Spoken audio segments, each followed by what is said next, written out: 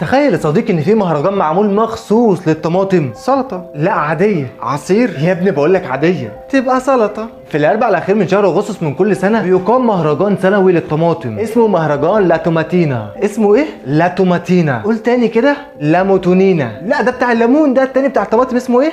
لا يا عم لخبطتني يا عم. في المهرجان ده يا صديقي بيستخدم حوالي 100 طن من الطماطم، يعني 100,000 كيلو من الطماطم يا صديقي. انت متخيل الرقم؟ وقال بيقولوا عليها مجنونه، هي اللي مجنونه برضو. المهرجان ده بيقام سنويا يا صديقي في مدينه بنما من قطعه فالنسيا في اسبانيا. تعالى بقى يا صديقي نشوف ايه قصه المهرجان ده.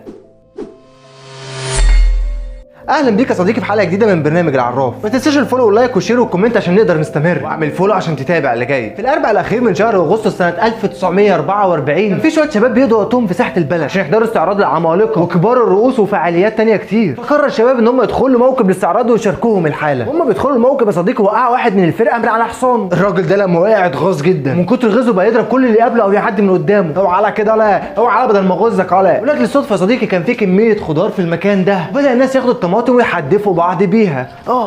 وجات قوات حفظ النظام وقدرت ان هي تسيطر على الموقف. لكن السنه اللي بعدها الشباب عادوا الخناقه دي من تاني، لكن المره دي يا صديقي كانوا عاملين حسابهم واخدين طماطمهم معاهم. قال لك كام الطماطم ده ابو خاله؟ لا يا عم ده غاليه خالص كده، شوف لي حاجه مفعصه كده من تحت القفص، انا اصلا رايح اتعارك بيها يعني، مش رايح ازور واحد تعبان. على الرغم ان السلطات منعت الحدث ده لسنوات متتاليه بسبب ان الموضوع كان بيكبر ومساحته بتوسع، لدرجه انها كانت بتاخد المتفرجين كمان معاهم، ودول كان ما بينهم شخصيات بارزه جدا في المجتمع. لكن الشباب كانوا مصممين ان هم يجوا كل سنه في نفس الميعاد، لدرجه انهم صنعوا تاريخ من غير ما يحسوا بده. فبعد ما اتمنعت حرب الطماطم سنه 1950 المشاركين في الحفله كانوا غضبانين من ده. يعني ايه مفيش حرب طماطم؟ لدرجه انهم احتجوا على الوضع وتم اعتقال مجموعه منهم. تخيل كده يا صديقي انت رايح تتفرج على الحفله وزعلان ان مفيش حرب طماطم. ماليش دعوه، انا عايز حرب طماطم بقى، يلا مجنونه يا قوطه. لكن اهل البلد بداوا يتكلموا في اللي حصل وبداوا يتجمعوا ويحتجوا كمان، لدرجه ان الاحتفالات رجعت تظهر مره ثانيه بعد ما استجابت السلطات المعنيه لمطالب الناس. وبعد ما زاد عدد المشاركين في الاحتفال بدا الموضوع يخرج عن السيطره ويبقى عنفواني اكتر. هنا الحكومه قالت بس وراحت لاغيه الاحتفال ده يا صديقي لحد سنه 1957. اهل البلد زعلوا جدا وعملوا حركه احتجاجيه يطالبوا فيها انهم يرجعوا يحتفلوا بالطماطم تاني، وخرجت مظاهره كبيره جدا وكانوا شايلين تابوت فيه حبايه طماطميه عملاقه بداوا يعملوا بيها استعراضات. هوبا يا معلم وجات فرقه موسيقيه وبدات تعزف الحان جنائزيه.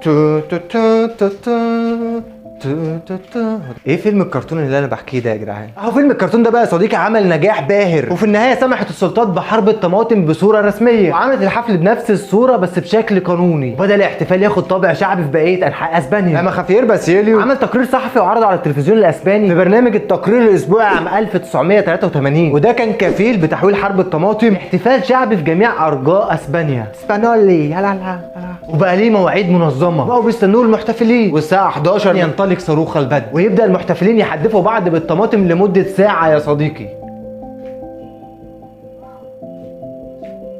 حاسس ان في سكه هبل في الموضوع. وبيفضل شغال المهرجان ده يا صديقي لمده اسبوع، وبيبقى فيه احتفالات موسيقيه وعروض والعاب ناريه، والليله اللي قبل المهرجان على طول بيتسابق المشاركين في طبخ طبق البيلا. من تقاليد المهرجان يا صديقي ان الستات بتلبس اللون الابيض والرجاله ما بتلبسش حاجه خالص. لا انت فهمت ايه من فوق بس. دول كمان عملوا قواعد للمهرجان يا صديقي، وهقول لك على القواعد دي عشان لو حبيت تروح تشارك ولا حاجه. اولا عدم رمي الاشياء الصلبه، خليك حساس عشان ما تعورش حد. ثانيا عدم تمزيق او رمي الهدوم، مش ناقصه تخلف هي. ثالثا فحص الطماطم قبل رميها عشان ما تاذيش حد. يا سلام على طيبه القلب. رابعا الابتعاد عن القطورات بمسافه كافيه، يعني هم هيروحوا عند القطر ويحتفلوا. خامسا التوقف عن حذف الطماطم بعد ثانيه واحده من اطلاق رصاص النهايه. طب لو ما وقفوش هيعملوا فيهم ايه؟